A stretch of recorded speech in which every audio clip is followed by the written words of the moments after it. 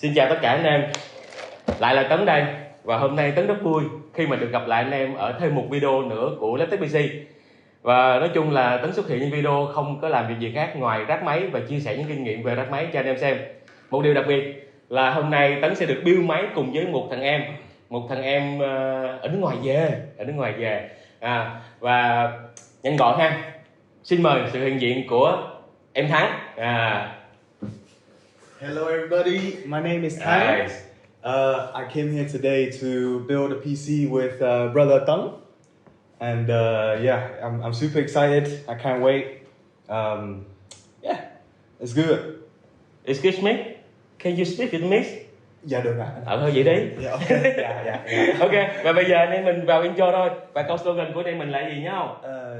Đi chơi hàng. Đi chơi hàng. chắc luôn. Ok, và câu slogan của Laptop PC xưa là giờ là chơi đồ hàng. Chơi đồ hàng. Ok.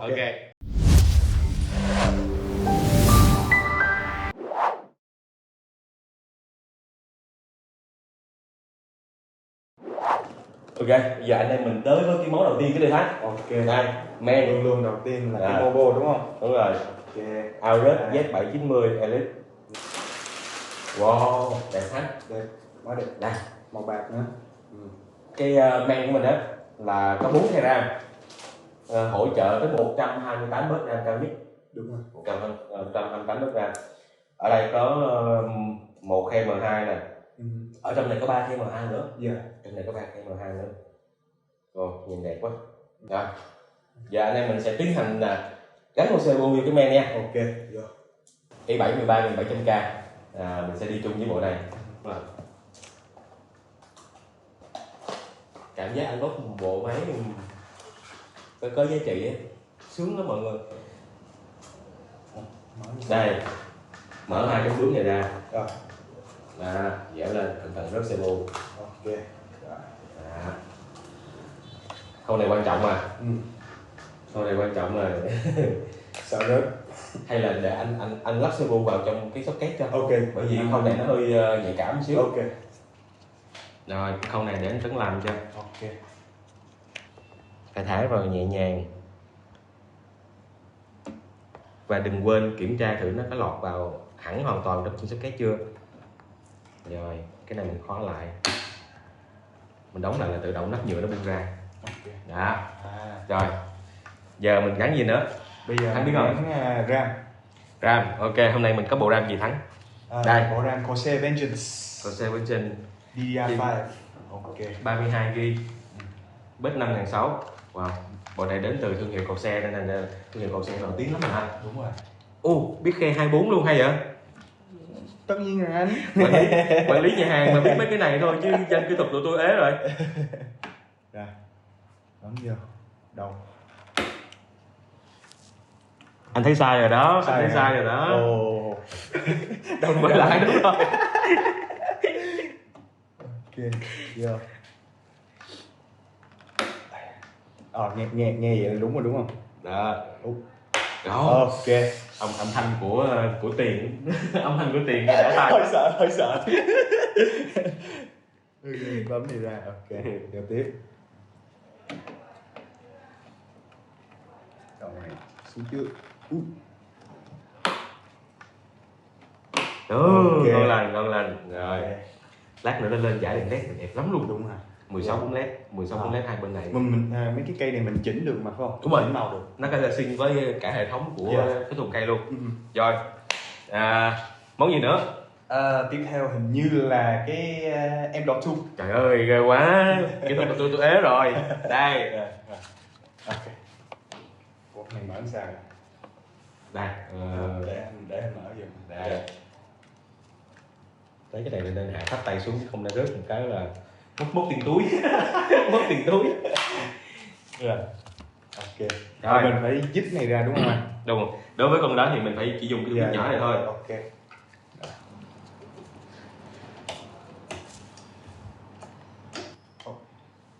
Bộ tản của nó nè mọi người. Nhìn dây. Những cái dòng M2 gần đây á là nó công suất cái làm việc của nó rất là cao, cho nên đa số những cái dòng men đời mới bây giờ nó thường trang bị những bộ tản rất là dày như thế này để đảm bảo cái sự thoát nhiệt để M2 của mình làm việc tốt nhất. Không sao đâu, mua cái mới. Ok. Em gắn giờ đi, em gắn giờ đi. Em thấy dở cái này phải. Ồ, biết luôn. Đây để đưa lên cho mọi người xem. Đây, ở đây có một cái lớp tản nhiệt nữa mọi người. Hình như gắn cái đầu này vô trước. Nó cũng có cái chân nè. Ok. Đó. Đầu này vô. Ở đây cái khó đẩy nó qua. Xong rồi nó tự kéo kéo lại. lại. Ok. Ủa, anh làm mất tiêu luôn rồi. em sợ lắm, mấy cái này nhỏ sợ lắm. Bước này bước giờ mà anh làm mất tiêu luôn rồi. Rồi, mình sẽ gắn cái này vào lại mọi người và đừng quên gỡ cái này. Ok.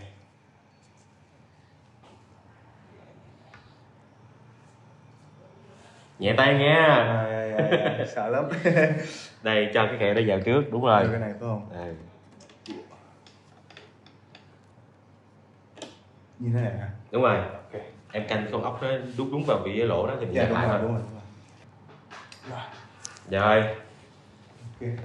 Vậy là Tấn với Thắng vừa xong một cái bộ ruột, gọi là bộ lồng đó, bộ lồng hoàn chỉnh rồi mọi người.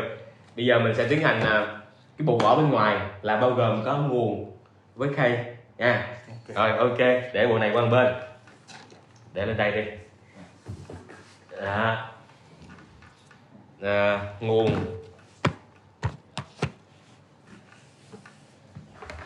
đây, hôm nay mình có một bộ nguồn như hồi nãy Tấn vừa nói đó, mình có một cái bộ nguồn đến từ thương hiệu Super Flower. Thì cái brand này nó nổi tiếng thế giới mọi người, đặc biệt là những cái dòng nguồn mà từ 1000W trở lên đó thì cái độ hoàn thiện của nó còn càng cao hơn nữa. Bộ nguồn này là bộ nguồn kích cận nha, cho nên nó có một cái lợi thế là mình sẽ rất là đỡ cái phần mà gắm dây cộ nó, bởi vì mình xài bao nhiêu thì mình gắm bấy nhiêu. Nó sẽ làm cho cái thùng máy của mình nó bớt phải rối những cái dây mà mình không dùng tới á. Bây giờ mình sẽ anh bóc cái này nha. Anh bóc cái này và gắn những cái sợi dây mà mình cần thôi. Rồi mời Thắng. Ok, em mở nha. Rồi mở sao tại đây ở đây.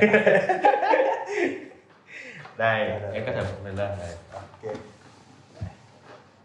Đây là cái phía xuống đây. Nhân vật chính của mình. Ok.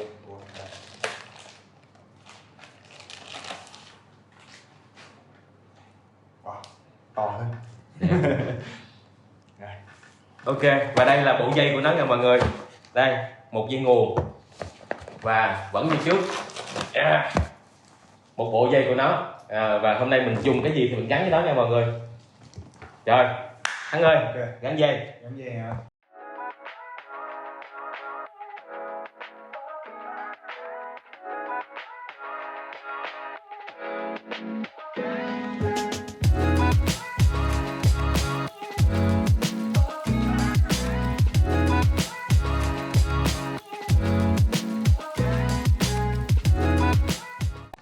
Ok.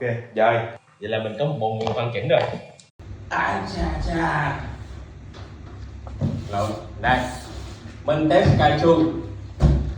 Bản này sẽ là bản màu trắng nha mọi người, lần này sẽ là bản màu trắng. Khay này hiện tại đang rất là hot trên thị trường.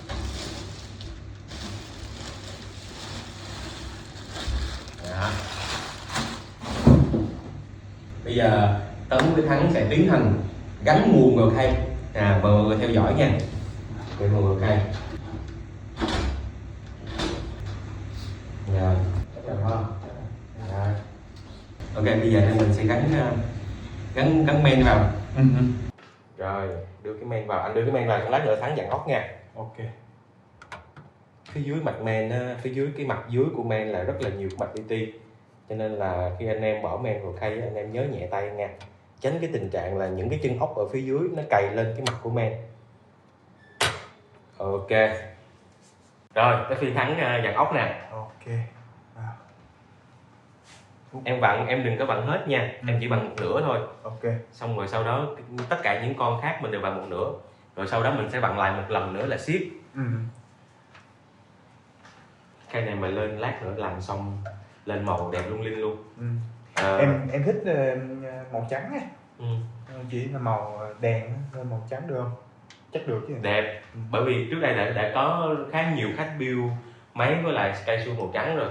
Nhìn cái màu trắng nó huyền ảo. màu trắng mà đi với led á, nhìn nó huyền ảo giống như là ánh đèn mà trong ánh mặt trời mà trong cái sương mù vậy á. Ok.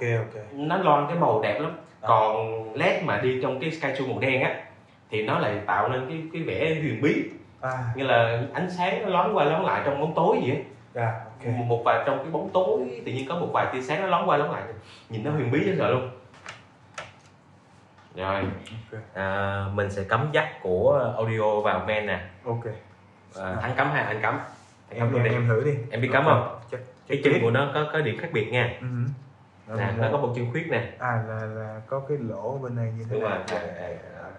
Có cần đẩy mạnh không? Đúng rồi, nhấn maximum xuống luôn, nhấn hết sức luôn. Chừng nào cho cái rắc là đổi bên khác. Chừng nào cho cái rắc gãy là đổi bên khác. Anh nghĩ là xuống hết rồi đó. Xuống hết rồi.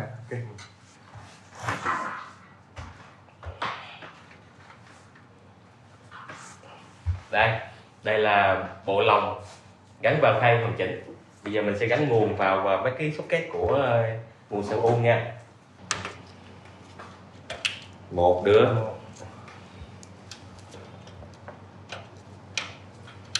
Hai đứa. Rồi. Cái này là lát nữa mình đi sau nha. Rồi. Đây là dây USB 3 chấm. Vị trí của nó là ở đây. Cho nên mình sẽ kiếm một cái chỗ nào để thọc lên cho nó hợp lý. Đây đúng không? Được không? Ok. Rồi, chắc được chưa? Ok đó. Ok, giờ mình sẽ cắm tới dây 24 pin Thắng. 24 pin vào nguồn. Đúng rồi, đúng vị trí rồi đó. Đi build máy mà có khách mà biết lắp máy á, sướng đó mọi người. Đừng cứ đứng mình chống nạnh thôi. Còn mọi việc để khách làm hết. Làm giàu không khó mọi người, việc nhẹ lương cao. Rồi, Rồi, đẹp đẽ rồi mọi người. Bây giờ việc còn lại là Tấn phải đi lại cái dây ở phía sau này một xíu nha. Đây, bây giờ Tấn với Thắng vừa hoàn thành xong cái bộ men vào khay và đi dây phía sau này sơ sơ rồi mọi người. Đó, bây giờ là bước tiếp theo là nên mình xử này đi ha. Bây giờ Tấn với Thắng sẽ tiến hành lắp ráp cái bộ tản nhiệt này nha mọi người. Ok, cái này mình tạm thời để một bên đi. Rồi. Đây, hôm nay mình có LS720. Bộ này tản nhiệt đúng bá cháy luôn mọi người. Cái dòng này là khoảng 500 vòng đến 2250 vòng. Giờ anh bóc đi. Em bóc nha.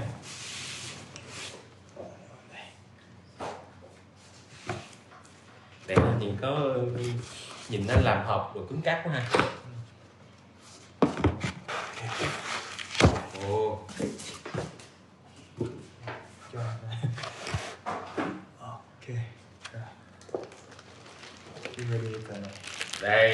Đây là bộ ráp và máy bơm của mình. 3 cái quạt. 3 cái quạt. Như đó thôi mọi người. Chỉ như đây thôi á mà nó sẽ giải tỏa, nó xử lý nhiệt của gần như hoàn bộ cái thùng cây của mình luôn á. Bây giờ Tấn với Thắng sẽ tiến hành gắn 3 cái phe này vào bộ ráp của nó ha. Rồi, Tấn với Thắng sẽ gắn 3 cái phe này theo hướng này nha mọi người. Ốc dài. Ốc dài để cố định. Ốc dài này là để cố định mấy cái phe mà tấm ráp nha mọi người. Còn ốc ngắn như thế này nè là để cố định cái tấm ráp vào cái khay.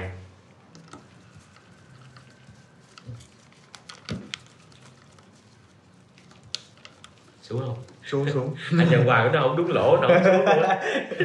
Bị luộc nghe rồi. Trong video những lần trước Tấn vô cùng sáng mọi người, nhưng mà trong video hôm nay Tấn bị chiếu spotlight hoàn toàn luôn. bị thằng em nước ngoài về nó chiếu spotlight rồi mọi người.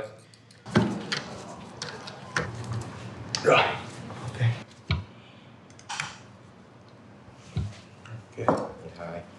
Tấn với Thắng vừa gắn xong 3 cái frame này vào bộ ráp của nó. Nhìn đẹp ha?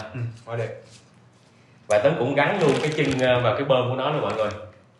Bây giờ tụi Tấn sẽ tiến hành bước tiếp theo là gắn cái bộ ráp này để được gắn fan vào cái thùng khay. Đó là cái bước dễ dàng nha mọi người, làm dễ lắm, chỉ cần nhớ là có những ốc nhỏ như thế này, mọi người cố định lên cái phần trên của cái khay là được. Thắng cho anh quá nha. Giờ Đó. Rồi bây giờ anh em mình sẽ phải chia ra một người đỡ, một người vặn ốc. Ok vậy.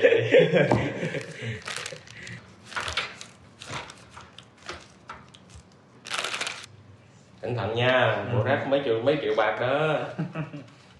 Lỗ nào nó bên trái bên phải này. Hướng này. Em dặn lỗ nào cũng được. Ok, mình sẽ đối xứng lại với bên này. Ok.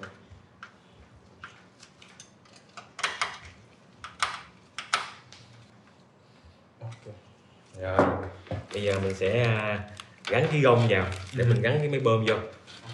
Đây gông. Dạ em gắn ngay.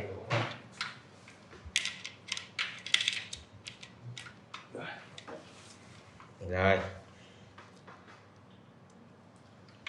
bốn này vô.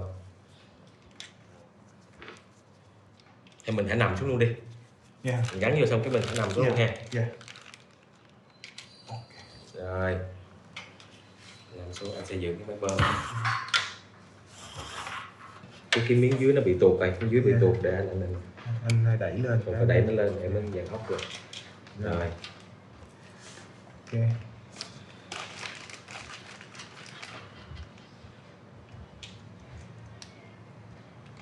Rồi.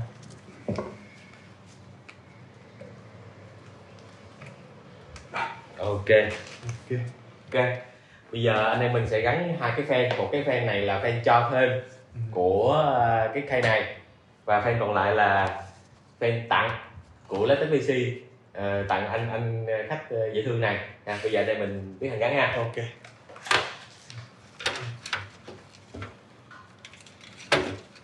Rồi mình có hai vị ốc là Thắng. Gỡ hai vị ốc ra cái mình vặn vô giống như nãy dặn trên này. Ok.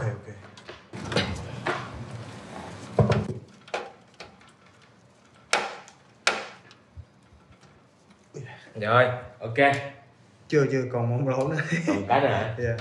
Em sợ cái này là thế rồi dễ hơn. Xuống. Ok. Rồi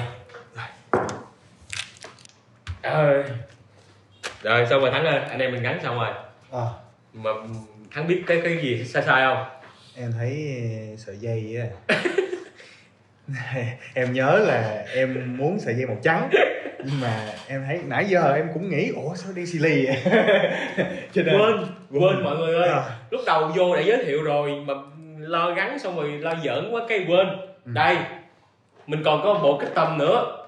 Bộ dây cách tầm này là sẽ thay cái sợi dây 24 pin nè, rồi thay sợi dây Vega nè, dây để gắn vào card Vega mọi người, mà nãy giờ gắn say sưa quá quên dùng tới cái này. Bây giờ sorry mọi người, và anh em Tấn với lại Thắng phải làm lại. Cái này nó mang cái nghĩa cũng giống như là một sợi dây nối dài vậy mọi người. Sợi dây nối dài, cái cổng nó còn để chuyển màu đen thành màu trắng thôi chứ không gì hết trơn á. Cái đầu này là đầu cái, đầu này là đầu đực. Mọi người ở xa mọi người nhìn thấy rõ không? Cái đầu này là đầu cái nha. Đầu cái là nó không có cái ngàm gắm, còn cái đầu đực của nó là sẽ có cái ngàm bấm nè, để nó bấm vào trong cái ngàm của cái men á. Giờ Tấn sẽ gắn nha. Trước tiên là cái thông cái lỗ này trên phía sau trước. Đó, phía sau. Rồi, còn cái này mình sẽ gắm vào men.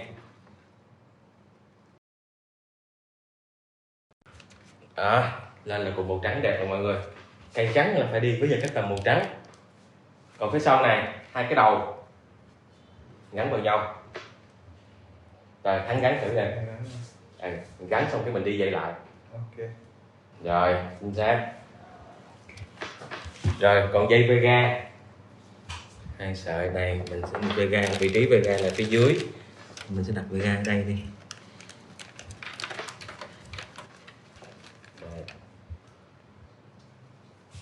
Ở đâu? Đây, ở phía trước mình chọc ra luôn. Là cái cục này. Đúng rồi, chính xác. Rồi, lát nữa cái mình gắn cái Vega vô, cái mình gắm dây vô thôi. Ok.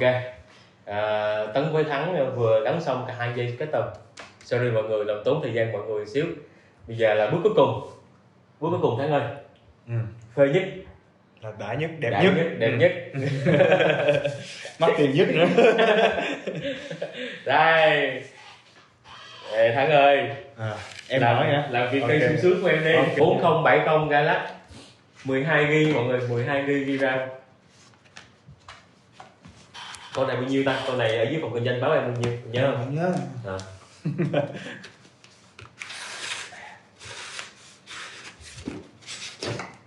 Ok. Và ra bên này. Con mới nên nghe một thơm quá. Thơm.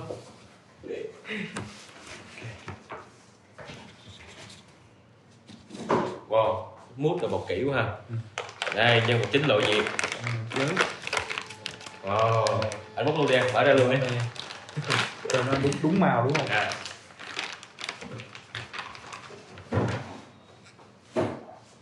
Wow, đẹp quá mọi người. 3 fan, một fan 120 và 2 fan 92 hai bên, nhìn đẹp cực kỳ luôn. Bên trong này có led luôn Thắng, bên trong cái đèn trong này nè có led luôn. Lát nữa cắm vô là nó sẽ lên led. Là cái quạt là có đèn luôn. Okay. Mà Thắng với mọi người biết không, tôi thích một cái thiết kế thông minh nhất ở trong càng này. Nó chỉ là một chuyện nhỏ thôi nhưng mà làm cho mình cảm thấy Galax nó rất là thông minh trong cái thiết kế này. Đây, thiết kế này nè, để khi mà mình cắm cái dây nguồn Vega ở đây á, cái mình đi vô đây cái mình nhét vô trong này, đi xuống nó gọn, nó không có bị bung lên ngoài tạo cái dây nhợ lung tung này nè. Dây mình đi vô đây mình luồn dưới luôn, nó gọn gàng lắm. Đây là một thiết kế cho 10 điểm Galax kìa. Rồi giờ Thắng gắn vô đi cái mùi tiền hửi hoài mà không được. Cho mùi tiền nãy giờ không được. Hình như từ đầu này ở cái này. Nhưng mà phải dít cái này ra phải không? Rồi vậy là mình sẽ gỡ cái này ra. Cái này nó sẽ chiếm khoảng 2 khe PCI đúng không? Dạ. Khe số 2 nè. Rồi mình để nằm gắn vô cho nó dễ ha. Để nằm ha. Ok, nằm. Ok. Mình bỏ ra nhé.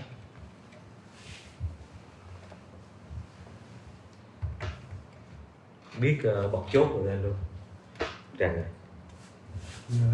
Thẳng xuống rồi. Không, rồi nhớ. Đó, được không? Click. Ok.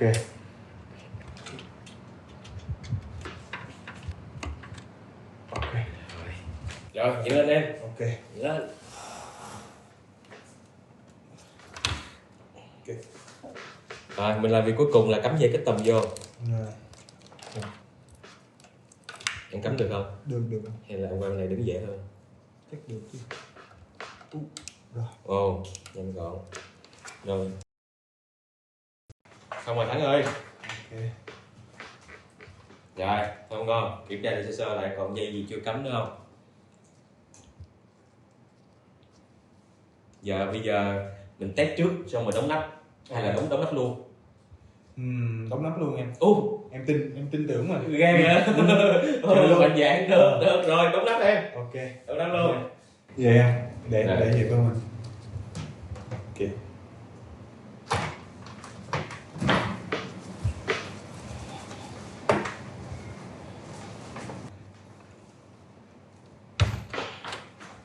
Nắp trước.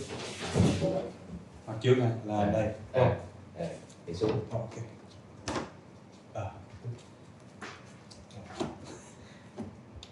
Rồi, đúng rồi. Đây. Này nắp trước. Chạy cho luôn, đúng rồi. Ok. Rồi, để đợi xíu Tấn đi đến là xe điện nha. Đây, giờ ai đứa nào cắm ta? Đứa nào cắm cho nó hơn? Anh cắm thì anh cắm em mở ha. Ok. Rồi anh cắm trước. Điện. Rồi để tháo cái này ra.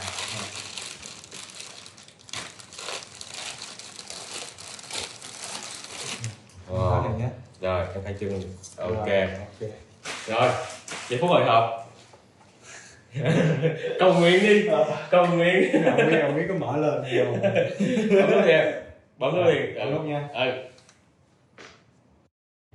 Không lên. Anh khách này tiếc rồi.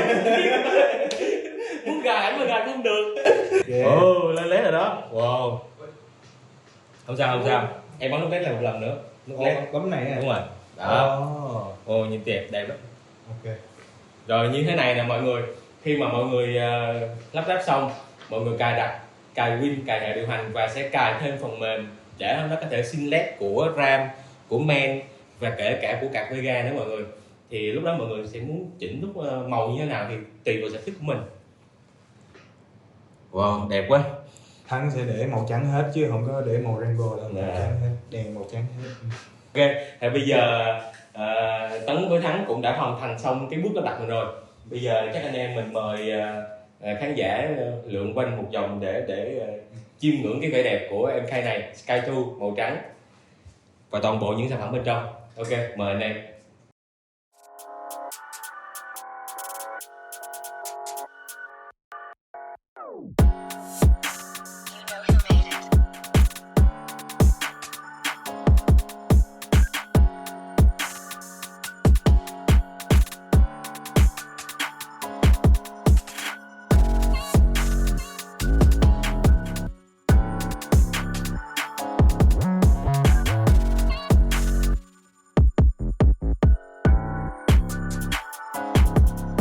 Ok, thì Tấn với thằng em Thắng vừa hoàn thành bộ máy, tầm giá khoảng nhiêu rồi ta? 50 mấy Khoảng hơn 50 triệu một xíu.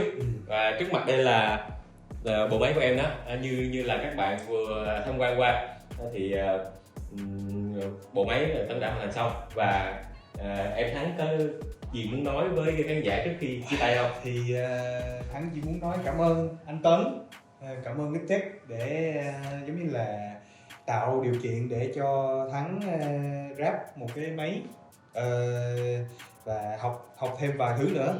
Và cảm ơn production team, mọi người đằng sau cái camera. Thế thôi, có gì thôi, đơn giản vậy thôi. Cảm ơn mọi người đã dành thời gian ngồi trước video để xem video của Laptop PC. Các bạn có thể like, share hoặc subscribe, có thể để lại những comment phía dưới để cho Tấn, Thắng và tất cả anh em ekip làm video biết thêm suy nghĩ của mọi người về video này và những video sau đó nữa. Rồi, Tấn với Thắng tạm biệt, chào mọi người ở đây nha. Goodbye.